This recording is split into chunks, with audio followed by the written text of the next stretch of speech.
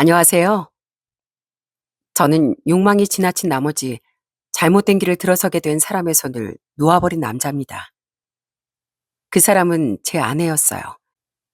제 아내는 자신이 이루고자 하는 일에 있어선 물불을 가리지 않았는데요. 그런 아내를 최선을 다해 응원했건만 아내는 결국 해선 안 될 일까지 저질러 버리더라고요. 그런 아내와의 결혼 생활은 제 인생에 있어 가장 소란스러운 시기였는데요. 평생 잊히지 않을 그때 일을 지금부터 말씀드려 보겠습니다. 끝까지 들어주시면 너무 감사하겠습니다. 전 시골 읍내에서 자랐어요. 부모님은 옷수선도 같이 해주던 세탁소 운영하셨는데 인심이 좋은 분들이라 간단한 옷수선 정도는 무료로 해주곤 했습니다. 또 집에서 잔치라도 하면 동네 손님분들께 음식도 나눌 줄 아는 인심 좋은 분들이었죠. 아버지, 그렇게 맨날 퍼주기만 하면 우리 뭐가 남아요? 온정이 남고 됨됨이가 남지. 됨됨이요? 그래, 사람이 말이다 재민아.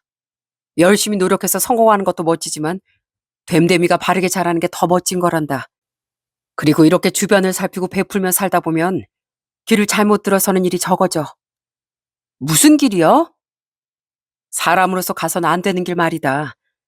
원래 이기적이고 앞만 보는 사람보다 주위를 살필 줄 아는 사람이 자기가 서 있는 길도 잘 보이는 법이거든. 한 번은 아버지가 제게 조금 어려운 말을 해주셨습니다. 당시 제가 12살인가 그랬으니 아버지 말씀이 잘 이해가 되질 않더라고요. 아버진 어리둥절한 표정을 짓던 제 머리 쓰다듬으며 이렇게 말해주셨죠. 자기 자신을 위해서라도 주위를 챙기며 살라는 말이란다. 그럼 너 자신을 스스로 더 사랑해줄 수 있고 자기를 올바르게 사랑할 줄 아는 사람은 자기 인생도 잘 살 수 있는 법이거든. 반대로 욕심에만 눈이 멀면 자기 인생은커녕 당장 자기 발밑도 보기 힘들지. 어려웠지만 어쨌든 이타적으로 살며 욕심에 매몰되지 말라는 아버지의 말씀은 두고두고 제 가슴 속에 남아 있었답니다. 어머니도 인품이 훌륭한 분이었기에 동생과 전 어디 가서 사람 덜 됐다는 얘기만은 듣지 않고 잘할 수 있었던 것 같아요. 전 서울에서 대학을 졸업한 후 취업 준비 끝에 운 좋게 공기업에 입사를 했습니다. 그 후 일도 열심히 하고 사람들도 잘 챙기며 살다 보니 좋은 인연도 몇 번 만날 수 있었고요. 하지만 결혼할 인연은 따로 있다더니 그 만남이 100년 해로까지 이어지진 않더라고요. 재민 씨는 이상형이 뭐예요? 저요? 자기 인생 열심히 살고 배울 점 많은 사람이요. 물론 착하고요. 그러던 어느 날 지금은 연락이 끊긴 한 거래처 직원이 제게 소개팅을 주선해주고 싶어 하더라고요.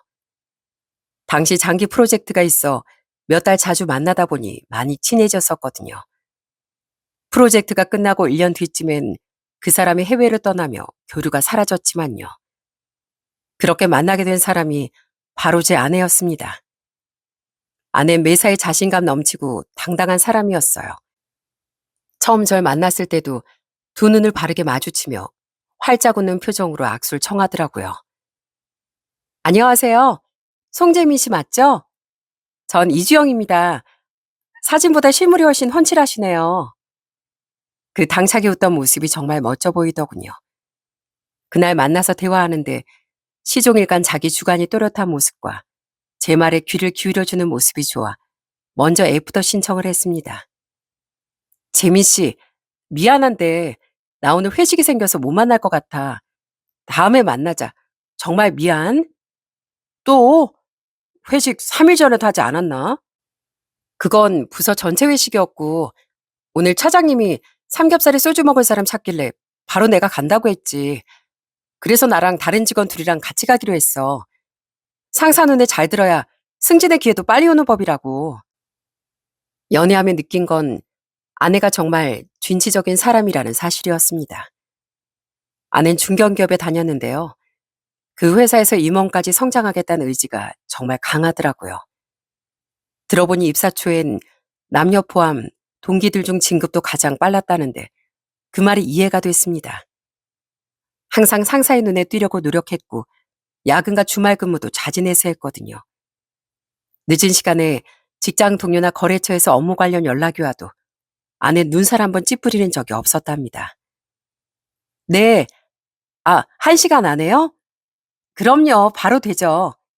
아니에요. 서로 바쁜 사람들끼리 이해하죠. 네, 그럼 수고하십시오. 저도 회사 생활하는 사람으로서 아내가 얼마나 노력하고 있는지 눈에 보이더라고요. 안 보일 수가 없었죠.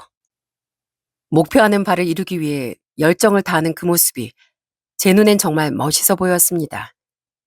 그런 아내는 자신이 여자라는 사실에 불만을 좀 가지고 있더라고요. 난 말이지, 재미 씨. 남자로 태어났었으면 완전 장군감이었을 거야. 여자인 지금도 장군감인데 뭘. 뭐 남녀가 중요한가? 내 눈엔 주영이 네가 아는 사람 중에 제일 멋있어. 아는 저와 술을 한잔할 때마다 여자로서 회사 생활하는 고충을 토로했습니다. 여자 남자가 뭐가 다르냐는 제 말에 반박하면서요. 모르는 소리. 회사에서 제일 싫어하는 게 뭔지 알아? 결혼한 여직원. 결혼하고 애 낳으면 일 그만두거나 일에 지장 준다면서 대놓고 떠드는 상사도 많아. 그래서 여자들이 진급도 늦는 거야. 근데 두고 봐. 난 그 편견 다 깨부수고 꼭 임원까지 갈 거니까.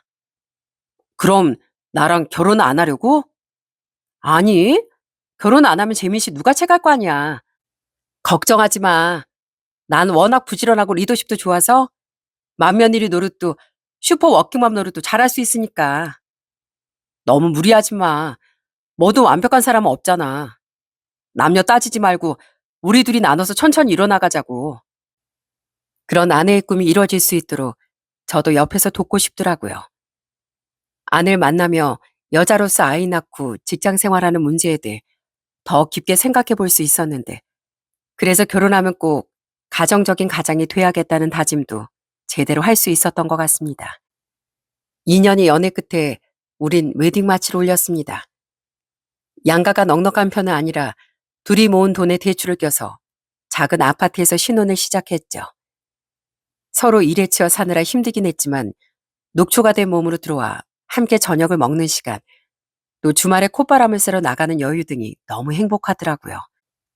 전 항상 다른 사람들보다 2배로 바쁘게 움직이려고 노력했던 아내를 위해 집안일도 최대한 많이 도맡으려고 노력했습니다.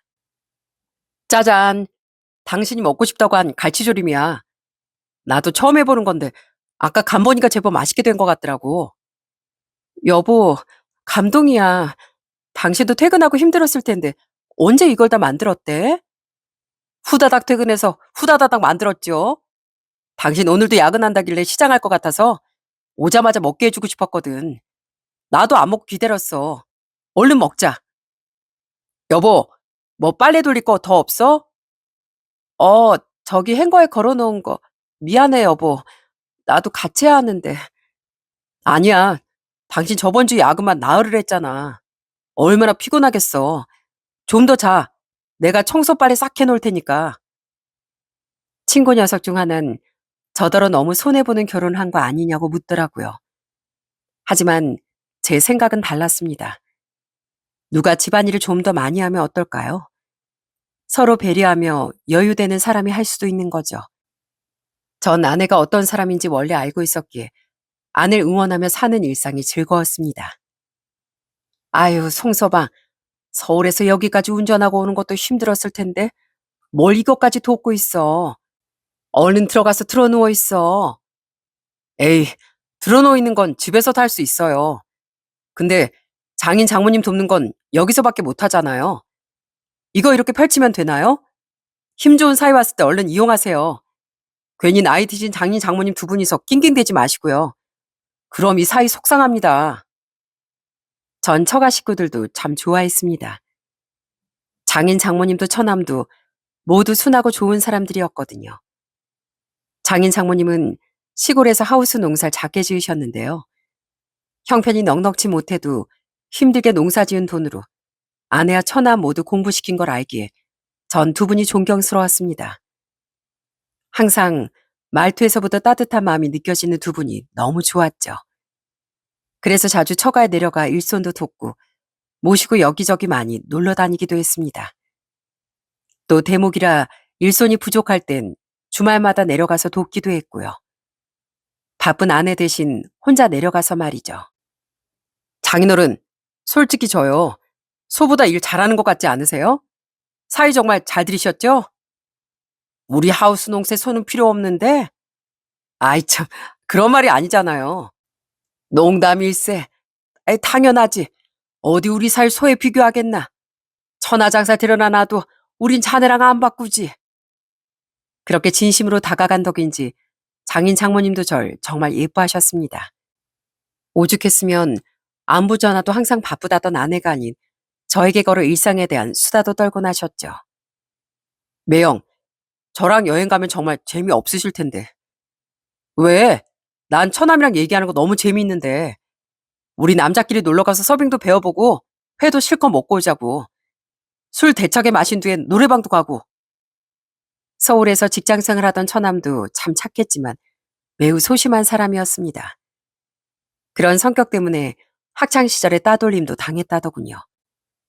그래도 열심히 공부한 덕에 직장은 꽤 좋은 곳에 다녔지만 그때의 트라우마로 인해 사람을 좀 무서워하더라고요. 그래서 제대로 된 연애도 해본 적도 없고 친구도 거의 없다고 말했습니다. 전 그런 처남에게 마음이 많이 쓰이더라고요. 사람은 착한데 상처가 너무 깊어서 이 좋은 세상을 절반도 못 즐기는 것 같았거든요. 처남은 그나마 전 조금은 덜 어려워했는데요. 그래서 전 처남을 데리고 남자끼리 여행도 가고 종종 불러내 술도 사주면서 많이 챙겨주려고 애썼습니다. 노래방이요? 저 음치인데 저랑 노래방 가도 재미없으실 거예요. 매영, 정말 죄송한데 여행은 그냥 누나랑 가시면. 참나, 나도 한음치 하거든. 노래 잘 부르는 사람만 뭐 노래방 가란 법 있나? 그리고 모든 사람이 꼭 재밌어야 할 필요가 있나? 서로 소중하게 여기는 마음만 있으면 함께하는 시간 자체가 소중한 거지. 잔말 말고 주말에 데리러 갈 테니까 준비 완료하고 있어. 알겠지? 처남은 그런 제 행동을 처음엔 좀 부담스러워 하더라고요. 하지만 점점 표정이 밝아지더니 나중엔 제게 먼저 연락해 스키를 타러 가자, 노래방 가자라는 말을 하더라고요. 저 매형을 만난 뒤로 세상이 흑백에서 컬러로 변한 기분이에요. 매형은 아니실지 모르겠지만 전 매형이 꼭 친한 친구, 그러니까 형처럼 느껴져요. 아니긴, 그럼 처남이 내 동생이지 형이겠어? 앞으로도 이 형만 믿어. 이런 처남은 한 번은 직장 내 괴롭힘 때문에 힘들어한 적도 있었습니다. 특유의 소심함 때문에 직장 동료와 많이 어울리지 못한 모양인데 그걸 못 되쳐먹어 누군가 노리고 소외시키는 분위기를 형성한 모양이더라고요. 저 그 회사 그만두려고요, 매형. 전 왜 이렇게 모자라서 사람들과 못 어울리는 걸까요? 처남이 왜 문제야? 이건 나이 처먹고 일진놀이 하고 있는 그 사람도 문제지. 있어봐. 그만둘 때 그만두더라도 그 인간들 제대로 망신 한번 줄 테니까. 전 절대 처남 잘못이 아니라고 말하며 처남의 회사까지 찾아갔습니다. 그리고 그 인간들을 찾아내 완전히 뒤집어 엎어버렸어요. 내가 우리 처남 빼이고 지원군입니다. 당신들이 뭔데 직장에서 사람을 힘들게 만듭니까? 나 이거 기사로도 제보할 거고 당신들 평생 두 발 보고 편하게 잠 못 자게 할 겁니다. 처남이 다니던 회사가 작은 곳이 아니었기에 제가 만약 기사를 제보했다면 파장이 좀 있었을 겁니다. 결국 높은 사람까지 나와 저와 처남에게 사과를 했고 처남을 힘들게 만든 그들은 징계를 받아야 했다고 해요. 경찰에 신고까지 하긴 어려운 상황이었지만 전 처남을 도와 그들에게 소송을 걸어 정신적 위자료까지 받아주었죠. 처남, 어딜 가든 기죽지 마. 처남이 잘못한 건 없어. 언제든 지원금 필요하면 나 불러. 알겠지? 이렇게 처가 식구들 잘 챙기며 살면 아내와의 관계도 당연히 더 좋아질 줄 알았습니다. 처음엔 아내가 제게 정말 고마워하더라고요. 그리고 자신도 저희 가족에게 잘하려고 노력했는데요. 맏며느리 노릇도 잘해낼 수 있다던 아내의 호언장담은 아들 낳은 뒤부터 서서히 무너지고 말았습니다. 결혼하면 여자만 손해야. 이번에 복직 갈 때 회사에서 눈치를 얼마나 받았는지 알아? 둘째 계획은 없냐? 애 아프다고 맨날 조퇴하는 거 아니냐? 당신은 애 낳았다고 저런 말 들을 일 없잖아. 왜 나만 이렇게 일상이 변해야 돼? 아내는 아들을 낳은 지 100일 조금 더 돼 바로 복직을 했습니다. 쉬는 기간이 길면 그만큼 승진해서 멀어진다고요. 그런 아내는 회사에서 워킹맘으로서의 고충이 있던 모양이더라고요. 저도 회사에서 그런 경우를 종종 봤던 터라 괜히 아내에게 미안했습니다. 그래서 웬만한 집안일도 육아도 제가 책임지려고 했던 것 같습니다. 미안해. 나도 할 수만 있다면 당신 짐을 나눠 짊어지고 싶은데 당신 몸도 아직 회복 덜 됐을 텐데 너무 무리하지 마. 애랑 집안일은 내가 더 신경 쓸게. 당연하지. 그럼 그 정도도 안 하려고 했어? 이미 내가 임신한 순간부터 그렇게 손해를 봤는데. 아이를 낳은 뒤 아내는 점점 신경질적으로 변해갔습니다. 솔직히 아이를 제가 먼저 강요한 것도 아니었어요. 자신의 이세를 보고 싶다며 임신도 아내가 적극적으로 주도한 거거든요. 그런데 자꾸만 제가 자신에게 잘못한 사람인 양군이 좀 억울하기도 하더라고요. 하지만 오죽 힘들었으면 그럴까 싶어 아내를 이해하려고 노력했죠. 죄송한데 애가 아프다고 연락이 와서요. 어린이집에 데리러 가야 할 것 같은데 조퇴 좀 해도 될까요? 죄송합니다. 아이가 아프다고 하면 눈치 보며 조퇴하고 아이를 데리러 가기 위해 회식도 쓴소리 들으며 불참하는 건 일상이 되었답니다. 물론 힘들긴 했지만 제가 아니면 아내가 어차피 당해야 하는 일 아니겠습니까? 제 아이를 위한 일이니 다 감내할 수 있었죠. 아이 목욕도 식사도 케어도 대부분 제가 도맡으며 전 아내를 최대한 배려해 주려고 했습니다. 그런데 아내는 제 마음을 알아주기는커녕 저희 부모님 집에 가서까지 변하더라고요. 솔직히 불공평해. 여잔 사회에서도 손해보는데 왜 시댁 가서 식모노릇까지 해야 돼? 누가 당신을 식모 취급했다 그래. 어머님 아버님 댁에 가면 편히 쉬지도 못하고 음식하고 설거지해야 하잖아. 일하느라 가뜩이나 피곤하고 힘든데 시댁 가는 거 진짜 피곤해. 아내는 시댁에 가서 식모 노릇하고 싶지 않다며 며느리 도리를 하기 싫다고 말했습니다. 그리고 부모님 집에 가서 꿈쩍도 하지 않고 앉아있거나 저희 어머니 시켜 먹으려고까지 하더라고요. 근데 정말 억울한 게요. 저희 부모님 정말 깨어있는 분들이셨거든요. 아내에게도 재수 씨에게도 항상 쉬라고만 하시며 오히려 두 분이 바닥에 엉덩이 붙일 시간이 없으셨습니다. 그냥 가족이니까 다 같이 음식하고 치우고 하는 건데 아낸 그걸 식모 노릇이라고 말한 겁니다. 여보, 말은 똑바로 해야지. 당신 결혼 초반에 어머니가 손에 물도 묻히지 말라는 거 당연히 며느리가 해야 하는 거라고 고무장갑 뺏어들지 않았어? 음식도 그냥 다 같이 먹는 거니까 아버지까지 다 같이 하는 거지. 누가 당신을 부려먹었다는 거야? 오히려 집에 올 때 반찬도 식재료도 한가득 싸주시는 게 우리 부모님인데 뭘 안 시킨다고 해도 가기만 해도 마음 불편한 게 시댁이잖아. 그럼 난 뭘 처가 가서 놀아? 나도 장인 장모님 최선을 다해 열심히 돕잖아. 갈 때마다 저녁에 마당에서 고기 굽는 것도 뒷정리도 다 내가 하고. 그럼 난 뭐 머슴이야? 그건 당신이 좋아서 하는 거지. 원래 사이는 처가 가서 누워있기만 해도 아무도 뭐라고 안 하잖아. 나랑 입장이 다르다고. 결혼하면 여자가 손해인 것 같아 진짜.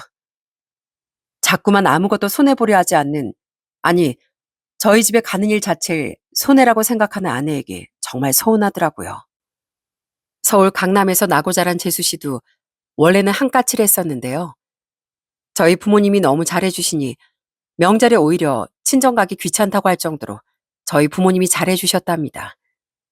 아낸 그런 재수 씨 행동이 마음에 안 들었던 모양인지 어느 날엔 술에 취해 실언까지 하더라고요. 동선 착한 며느리병 제대로 걸렸나 봐. 가끔 시부모님이 친정 부모님보다 더 좋다고? 말도 안 되는 소리. 아주 자발적 식모나셨네, 나셨어. 예, 큰애 너? 듣자 듣자 하니까 너무한 거 아니냐? 우리가 뭐 너한테 뭐 해달라고 했어? 그냥 가족끼리 중요한 날 모여서 밥이나 먹자고 한 건데 그게 그렇게 오기 싫었니? 그래서 술 먹고 작은 애한테 꼬장 부리는 거야? 그럴 거면 그냥 오지 마라, 오지 마. 우리도 싫은 소리 들으면서 며느리 피곤하게 하기 싫다.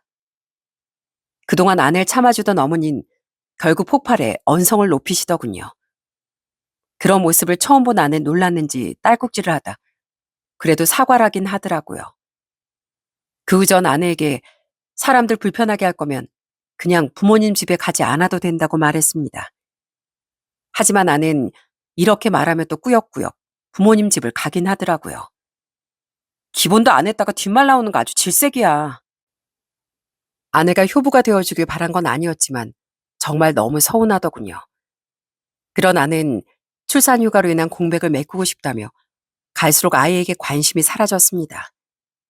물론 엄마로서 예뻐하긴 했지만 일하느라 바쁘다며 아이에 대한 케어는 모두 제 몫이었죠. 그래서 아이도 자연스레 아빠인 저를 더 찾더라고요. 시간이 지날수록 아내의 승진을 향한 열망은 강렬해졌습니다. 아내는 점점 더 회사에 자신의 모든 걸 다 쏟아붓는 것 같았어요. 아내는 평소 직장 상사들이 골프를 치러 가거나 등산 가는 데는 빠지지 않고 참석했는데요. 꼭 큰 배낭에 얼음물을 가득 넣고 간식거리까지 챙겨서 집을 나서더라고요. 수발에 잘 되는 사람이 눈치가 빨라서 일도 잘하는 법이야. 그걸 어필해야지. 당신 애랑 제대로 시간 보낸 게 언젠지 기억은 해? 제발 애랑도 같이 좀 있어줘. 내가 성공하는 게 결국 애를 위한 일이야. 당신 나 응원해준다며. 그럼 이해해줘야지. 애는 당신이 봐주면 되잖아. 그런 아는 나중엔 저까지 나서주길 바라더군요. 어느 날 갑자기 제게 자기 회사 부장 집으로 가자는 거예요. 우리 부장님 오늘 이사하신대. 내가 가서 청소도 좀 해드리고 돕는다고 했어. 당신도 가서 힘쓰는 일 좀 같이 돕자. 얼른 옷 입어. 뭐? 그 사람 이상하네. 아, 이삿짐 센터랑 청소업체 불러야지. 왜 직원을 불러? 당신 말고 다른 직원들도 오래? 아니야, 나만 가. 내가 간다고 한 거야. 이렇게 계속 눈에 띄어야 날 승진시켜 줄 거 아니야. 나 말고 다른 남자 동기들은 거의 다 승진했단 말이야. 내가 여자라서 나만 계속 밀리고 있다고. 이렇게 일을 열심히 하는데 승진이 안 되는 건 내가 여자라서 그런 거야. 그러니까 이렇게라도 해야지. 뭐? 정신 차려 여보. 8, 90년대도 아니고 누가 승진하자고 대표도 아닌 부장 이사날 가서 돕기까지 해. 그것도 나까지. 나 저번 주에 출장 3일이나 다녀와서 지금 기진맥진인 거 몰라? 차라리 이럴 시간에 자기 개발을 해. 그럼 승진에 도움이 되겠지. 아니야. 그딴 거보다 이런 게 더 잘 먹혀. 내가 다 알아. 황당해서 화를 냈지만 아내 무조건 가야 한다고 떼를 쓰더라고요. 결국 전 그래 계속 승진이 밀리니 자기도 초조하겠지 싶어 그냥 아내를 따라 나섰습니다. 너무 간절하게 승진을 갈망하는 아내가 안타깝게도 느껴졌거든요. 그런데 막상 갔더니 오히려 부장이란 사람은 질색을 하며 우릴 돌려보내는 거 있죠. 주영 씨, 이러지 좀 마. 아, 요즘 이런 거 걸리면 큰일 나. 저번에 분명 오지 말라 했는데 진짜 왜 이래? 나 잘리게 하고 싶어? 주영 씨 남편분이신가요? 오해하지 말아주세요. 저 갑질하고 그런 사람 아닙니다. 제 사생활 도와준다고 인사고과에 반영해주는 사람도 아니고요. 들어보니 평소에도 과한 아내 자기 어필에 그 부장이란 사람은 아주 학을 뗀 것 같더라고요.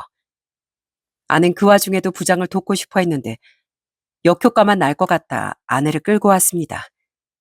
하지만 아는 자신이 절 방해했다며 집에 와서 화를 내더라고요. 또 아내는 직원 모임도 아닌 어떻게 알아냈는지 임원급 직원 사모 모임까지 나가서 비위를 맞추려고 노력했습니다. 심지어 그 사모들에게 김장김치를 담가 바치겠다며 제게 도와달라기에 그냥 아무 말 않고 아내를 도와 김장을 100폭이나 했어요. 허리가 부러질 것 같았지만 최대한 아내를 응원해주고 싶었거든요. 이렇게 해서라도 당신이 승진되면 난 그걸로 좋게. 대신 너무 가서 저 자세를 보이지만 마.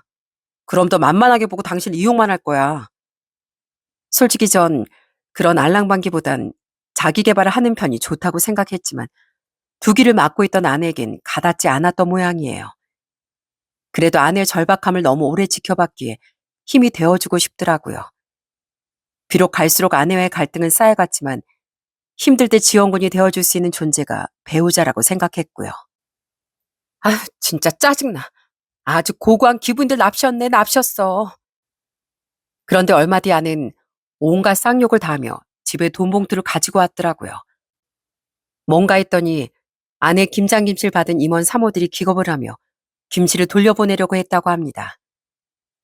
요즘 그런 갑질하면 큰일 난다고 제발 모임에도 그만 나오라고 아주 손살을 치더라. 내가 기왕 담근 거 그냥 맛있게만 드셔달라니까. 기어코 김장할 때 든 돈보다 훨씬 많이 담아서 돈으로 돌려주더라고. 나중에 뒷말 절대 나오지 않게 하라면서. 아, 짜증나 진짜. 그냥 맛있게 먹고 남편들한테 내 얘기 좀 잘해주면 덧나? 앞으로 절대 모임에 나오지 말아달래.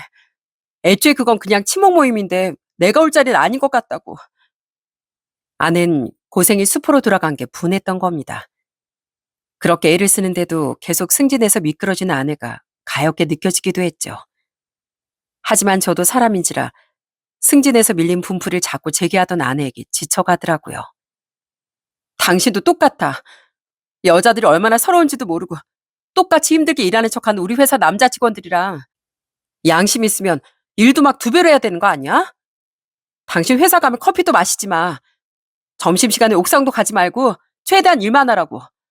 그렇게 일이라도 더 해야 형평성에 맞지. 이거 무슨 말도 안 되는 논리야. 왜 종래에서 뺨 맞고 한강에서 화풀이 하냐고. 나 그동안 당신 배려해준다고 충분히 힘들었어.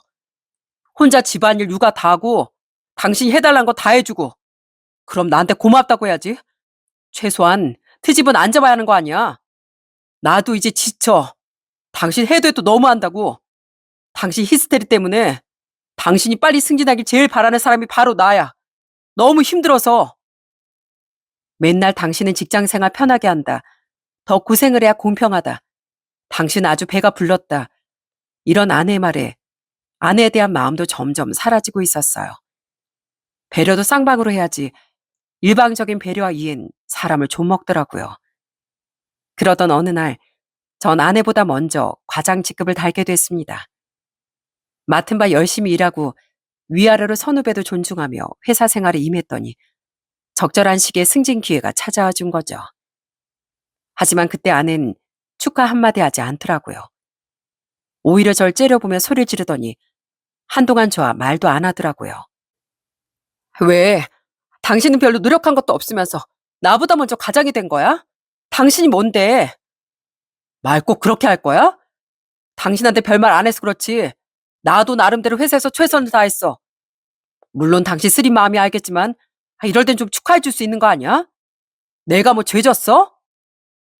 그때 정말 아내에게 큰 실망을 했었어요. 저도 사람인데 아내를 이해는 하지만 때론 좋은 말도 듣고 싶고 기대고도 싶었거든요. 최대한 아내를 이해하려고 노력했건만 이 사람은 나와 평생을 함께할 사람이 되긴 힘들 것 같다라는 생각이 강하게 들더라고요. 그렇게 제가 승진하고 1년 뒤쯤 아는 그 어떤 때보다 바쁘게 회사 일에 열중하더라고요. 이번에 진짜 대박 프로젝트가 있어. 물론 난 그냥 참여하는 팀원이지만 여기서 잘만 하면 이젠 나 진짜 과장 달 수 있어. 나 밤새느라 집에 못 들어와도 그러려니 해. 이건 다 우리 가족을 위한 일이니까. 내가 승진하고 언젠간 임원도 달아야 당신한테도 좋은 거잖아.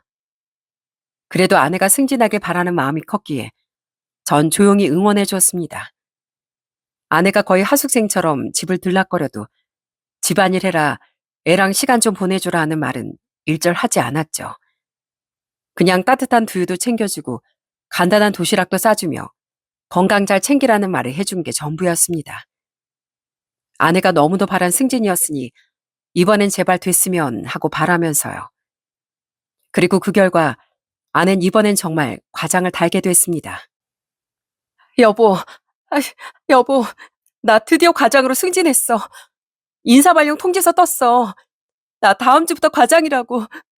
그동안 내 노력 헛되지 않았던 거야. 진짜? 축하해, 여보. 그동안 정말 고생 많았어. 어, 그동안 당신도 나 많이 이해해줘서 고마워. 두고 봐. 앞으로 쭉쭉 승승장구해서 꼭 임원까지 가고 말 테니까. 그날 아내는 절 얼싸안기까지 하며 좋아하더라고요. 아주 오랜만에 아들까지 안아주고 방방 뛰는데 마음이 참 좋았습니다. 아내가 얼마나 승진을 바랐는지 알았으니까요. 그리고 한동안은 집이 좀 평화롭겠다 싶기도 했죠. 여보, 나 다녀올게. 수고해, 이주영 과장. 고마워. 그 다음 주 아내는 과장으로서 첫 출근을 했습니다. 그리고 그날 전 회사를 좀 일찍 마친 뒤 큰 꽃다발을 들고 아내 회사로 향했어요. 기념할 만한 날이니 아내를 축하하며 기쁘게 해주고 싶었거든요. 그렇게 아내가 퇴근하길 기다리며 회사 앞에 차를 대고 있는데 갑자기 누군가 제 차 유리창을 두들겼습니다. 무슨 일이시죠? 안녕하세요. 송재민 씨 맞죠? 이주영 씨 남편분. 네? 아, 네, 그런데요. 누구시죠? 전 아내분 회사 임원 되는 사람 안 사람인데요. 잠깐 내려서 얘기 좀 하실래요? 중요하게 드릴 말이 있는데. 50대 중반 정도로 보이는 그 아줌만 딱 봐도 포스가 장난이 아니더군요. 모피 코트에 명품 가방에 잔뜩 힘준 화장에 딱 봐도 부잣집 사모님 같더라고요. 전 대체 무슨 일인가 싶어 차에서 내렸습니다. 그런 그 아줌마 옆엔 웬 젊은 남자가 한 명 서 있었어요. 그리고 아줌만 제게 알 수 없는 말을 하며 웬 서류 봉투를 내밀었습니다. 거두절미하고 물을게요, 송재민 씨. 이주영 그 여자가 어떻게 과장이 된 줄 아세요? 네? 열심히 노력했으니까 됐겠죠. 네, 정말 열심히 노력은 했더라고요. 자, 이것 좀 보세요. 그 여자가 한 노력이 여기 다 들어있으니까. 전 찝찝한 마음으로 우선 그 서류 봉투를 열어봤습니다. 그리고 그곳에 들어있는 사진들을 확인한 뒤 경악을 하고 말았죠. 이, 이건, 이게 대체 누구죠? 보이는 대로 여잔 그쪽 안에 이주영이고요. 그 옆에 남잔 내 남편 되는 모질입니다. 다 설명 안 해도 되겠죠? 그 둘이 바람 피웠다는 건 그 증거 사진들만 봐도 확인이 되잖아요. 그 사진 속엔 아내가 웬 50대 중반 정도 보이는 남자와 다정한 장면을 연출하고 있었어요. 부부나 연인이 아니면 설명이 안 되는 진한 스킨십을 하는 사진부터 고급 호텔에 팔짱을 끼고 들어가는 사진, 손잡고 술을 마시며 눈을 마주치고 있는 사진 등등. 사진들은 그 아줌마 말대로 두 사람의 외도 사실을 증명해 주더라고요. 그 아줌만 제게 자신이 이미 뒷조사를 다 끝냈다고 말했습니다. 이 양반이 맨날 늦고 외박도 해서 내가 바로 뒷조사를 해봤더니 글쎄 자기 회사 직원이랑 바람을 피우고 있더라고요. 내가 이미 그 양반 휴대폰 문자 내역까지 싹 다 복원해서 확인했어요. 거기 뒷장에 프린트해놨으니까 그쪽도 나중에 확인하세요. 뭐 이혼할 거면 증거로 쓰던가요. 이게 대체 제가 여기 있는 거 어떻게 하셨습니까? 여기 이 사람이 심부름센터 직원인데요.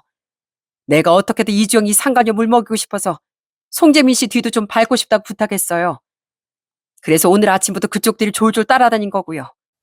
근데 지금이 딱 밝힐 타임인 것 같아서 나타난 거고요. 그 아줌만 이미 자신의 남편인 상간남의 귀싸대기를 날려준 뒤라더군요. 집안 물건 다 부수고 뒤집어 엎으며 제대로 참교육을 해줬다고 하더라고요. 딱 보면 알겠지만 내가 돈이 많습니다. 친정이 부동산 부자거든요. 내 남편 자기 벌어오는 돈은 그냥 다 자기 용돈 하면서 지금껏 우리 친정 덕에 떵떵거리고 살았어요. 근데 감히 이렇게 날 배신했더라고요. 절대 가만 안 둔다고 난리쳤더니 그냥 잠깐 논 거라면서 싹싹 비는데 그게 더 화가 나는 거예요. 진지한 사이도 아니면서 날 배신했다니까요. 상간남이 아줌마에게 다 털어놓길 아내와 상간남은 술김에 넘지 말아야 할 선을 넘었다고 합니다. 그런데 그 뒤 상간남이 먼저 이렇게 말하며 아내에게 연락을 했다는 거예요. 이젠 정말 승진해야지. 나한테 잘 보면 승진 그거 내가 도와줄 수 있어. 나 회사에서 입김 센 거 알지? 아내는 상간남을 정말 좋아했는지 아닌지 모르겠지만 아내 승진의 이유가 상간남이라고 주장하는 그 아줌마의 말엔 충분한 신빙성이 있었어요. 너무 충격적이었습니다. 성공과 출세에 목을 매는 사람인 건 알았지만 이런 짓까지 할 수 있는 사람인가 싶었죠. 거의 넋이 나가 있던 제게 말하길 그 아줌만 자신이 상간남을 너무 좋아해 이혼은 하지 않기로 결정했다더군요. 그런데 그냥 넘어가기엔 도저히 분이 풀릴 것 같지 않아 마지막으로 분풀이를 하고 싶다고 하더라고요. 어차피 내 남편 은퇴할 나이도 얼마 안 남았어요. 그깟 임원벌이 뭐 우리 집엔 있어도 그만 없어도 그만이니까 회사 쳐들어가서 두 연놈 다 제대로 망신 주려고요. 나 지금 올라갈 건데 같이 가서 재밌는 구경할래요? 그쪽 아내가 오늘 과장되고 처음 출근한 날이라죠? 내가 오늘 아주 절대 잊지 못할 날로 만들어줄 거예요. 다 부숴버릴 거라고요. 그런 그 아줌마의 말이 홀린 듯 전 아줌마를 따라 회사로 들어갔습니다. 솔직히 그때까지도 제발 아줌마의 말이 틀렸길 바랬던 것 같아요. 이미 증거 사진은 다 봤었지만요. 애써 현실 부정하고 싶은 마음에 제 두 눈으로 직접 확인을 하고 싶더라고요. 여기 이주영 과장 어디 있습니까? 나와보세요. 어? 사모님, 여긴 어쩐 일로? 그 아줌만 사무실에 들어가자마자 아주 쩌렁쩌렁한 목소리로 아내를 찾았습니다. 그러자 저쪽에서 아내가 당황한 표정으로 걸어오더군요. 아내는 아마 임원 사모 모임에서 이미 그 아줌마를 만난 듯 두려운 표정으로 아는 체를 하더라고요. 그리곤 그 옆에 선 절 발견한 뒤 뭔가 깨달은 듯 동공 지진이 일어났습니다. 그 순간 아줌만 제 손에 들려있던 꽃다발을 확 낚아채더라고요. 너무 어리빠져 있어 제가 꽃다발을 든 채 회사에 들어갔었거든요. 그리곤 그 꽃다발로 아내에게 꽃다발 싸대기를 날려버리더라고요.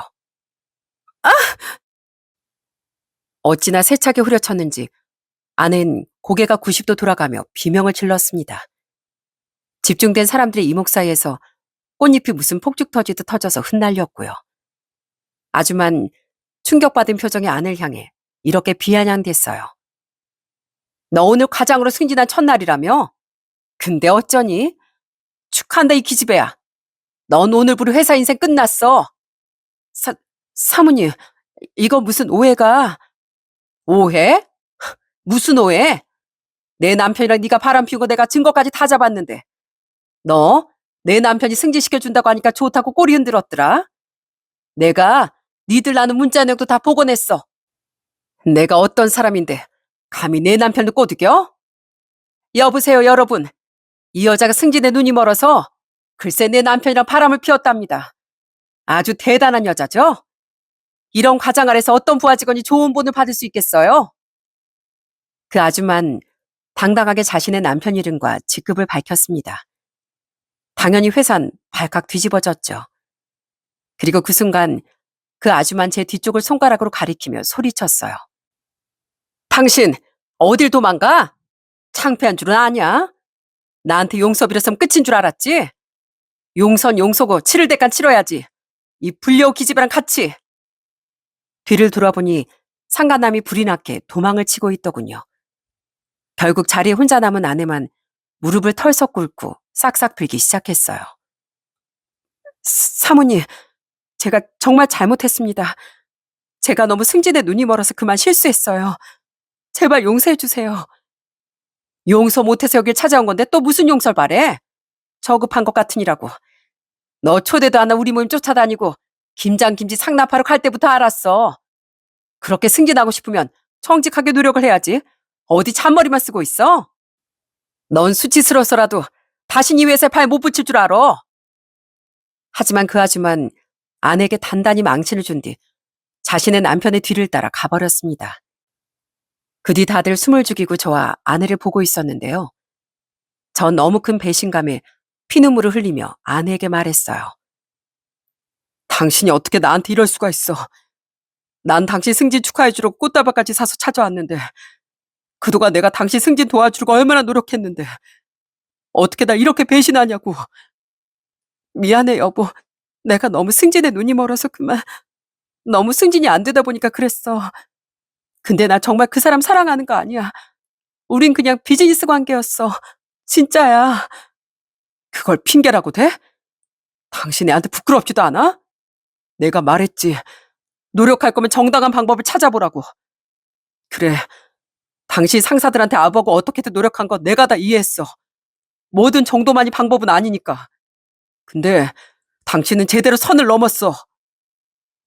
아내는 사람들 시선이고 뭐고 제게 매달리며 변명하더라고요. 하지만 제가 끝까지 비난하자 아내는 가족 핑계까지 댔습니다. 내가 괜히 그랬어? 내가 말했잖아. 내가 잘 돼 우리 가족이 잘 되는 거라고. 난 가족을 위해서 노력한 거야. 내가 오죽 승진이 안 됐으면 이랬겠냐고. 내가 잘못한 건 맞지만 당신은 날 좀 이해해 줄 수 있는 거 아니야? 내가 얼마나 절박한지 옆에서 지켜봤잖아. 아무리 그래도 사람이 해서 될 일이 있고 안 될 일이 있어. 예전에 우리 아버지가 말씀하시길 욕심이 지나친 사람은 자기 발밑을 보지 못한다고 하셨는데 그 말이 딱 맞는 것 같다. 당신은 길을 잘못 들어서도 제대로 잘못 들었어. 우리 아들, 당신처럼 부끄럽고 창피한 엄마랑 더는 같이 살게 못 놔둬. 난 그동안 당신한테 최선을 다했고, 이젠 당신 감당 못하겠어. 우리 이혼해. 끝까지 자신의 행동에 정당성을 부여하고 싶어하는 아내, 전 포기하고 말았습니다. 더는 제가 감당할 수 없는 사람이겠더라고요. 아내에 대한 모든 신뢰도 믿음도 다 무너졌으니 남은 건 이혼뿐이라고 판단했죠. 이혼을 통보한 뒤 회사를 나오던 제게 아내는 끝까지 울고불고 매달리더라고요. 하지만 전 그런 아내를 뒤로하고 회사를 나와버렸습니다. 그 후 아내는 끝까지 집에 들어와 제게 애원하더군요. 여보, 나 회사에서 징계위원회 소집될 것 같대. 인사팀에 사는 얘기 들었어. 나 강등되거나 잘리기라도 하면 어떡하지? 거기다 당신이랑 이혼까지 하면 나한테 뭐가 남냐고. 제발 당신이라도 나 숨구멍 좀 켜줘. 어? 그동안 당신은 단 한 번도 날 배려해준 적이 없는데 내가 이 마당에 왜 끝까지 당신 사정을 봐줘야 돼? 당신이 저지른 일이니까 뒷감당도 알아서 책임져. 하지만 아내가 마주해야 했던 건 이혼 서류와 제 연락을 받고 달려온 화난 처남의 얼굴뿐이었습니다. 누나가 사람이야? 매형한테 전화 받고 나 기절할 뻔했어. 매형 같은 성인 군자가 어디 있다고 그런 짓을 해? 까불어도 정도껏 했어야지. 어떻게 매형한테 고마하지 못할 망정 이런 비수를 꽂냐고. 나와. 누나 매형이랑 애 눈에 더는 뛸 자격도 없어. 매형, 정말 죄송해요. 제가 이렇게 대신 사과드릴게요. 저보다 자신이 더 상처받은 듯 오열하던 처남에게 고맙기도 하고 착잡하기도 하더군요. 처남은 끝까지 버티려던 아내를 우악스럽게 끌고 나갔습니다. 그 뒤 소식을 들은 장인 장모님께 통곡이 섞인 사과 전화를 받으며 전 처가 식구들과의 관계를 정리할 수 있었죠. 이후 아내는 한동안 숙박업소에 머무르며 꾸역꾸역 회사에 나가긴 한 것 같더라고요. 하지만 아내는 결국 강등 조치가 되었다. 끝내 권고사직이 되었다고 하더라고요.